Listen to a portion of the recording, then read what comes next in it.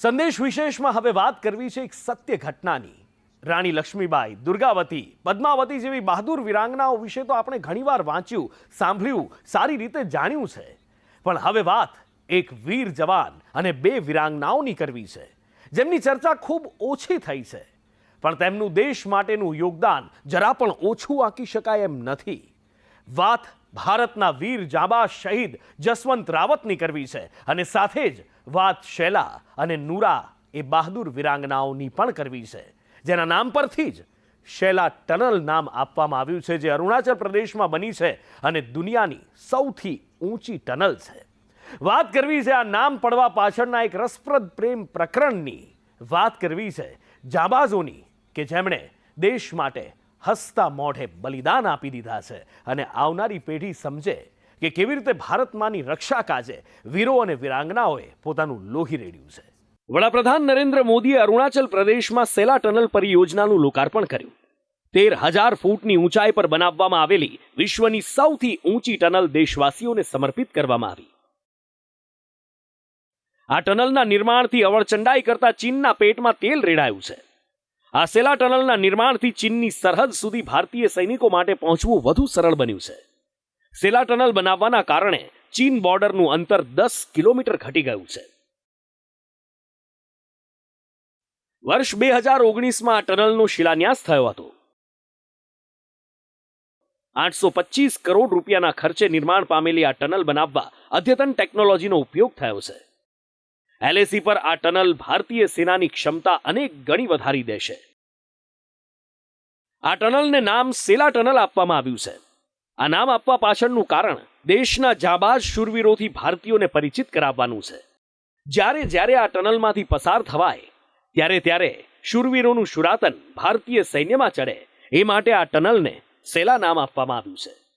ત્યારે હવે જાણીએ બહાદુરીની એક વાસ્તવિક કહાની. વાત છે નવેમ્બર 1962ની. ભારત ચીન વચ્ચે યુદ્ધ ચાલી રહ્યું હતું.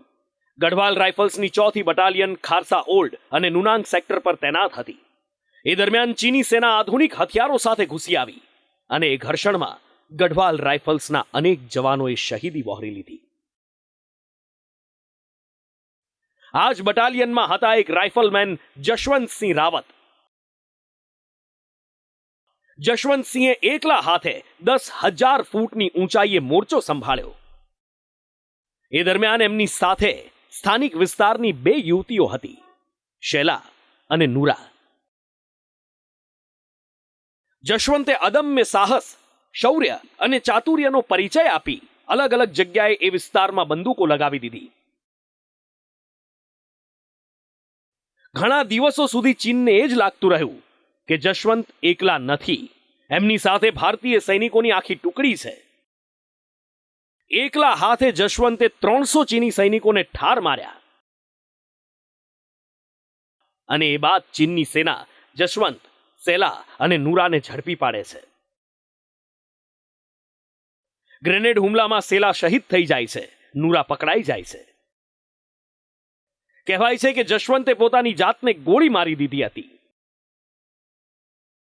અને બાદમાં ચીનની સેના જશવંતનું માથું કાપીને સાથે લઈ ગઈ હતી. એ બાદ ચીની કમાન્ડરે જશવંતનું માથું ભારતને પરત આપ્યું હતું.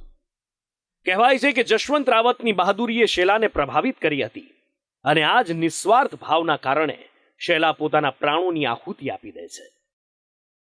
અરુણાચલ પ્રદેશ ફ્રન્ટિયર હાઈવે ભારતનો સૌથી મહત્વાકાંક્ષી પ્રોજેક્ટ છે. ચીને આ પ્રોજેક્ટ પર આપત્તિ દર્શાવી છે. શૈલા ટનલ થકી ભારતની તાકાતમાં અનેક ગણો વધારો થયો છે, જેના કારણે ચીનની ઊંઘ ઉડી ગઈ છે. આ શૈલા ટનલ થકી કાયમ જસવંત, શૈલા અને નૂરા ભારતીય સેના વચ્ચે જીવંત રહેશે. બ્યુરો રિપોર્ટ, સંદેશ ન્યૂઝ.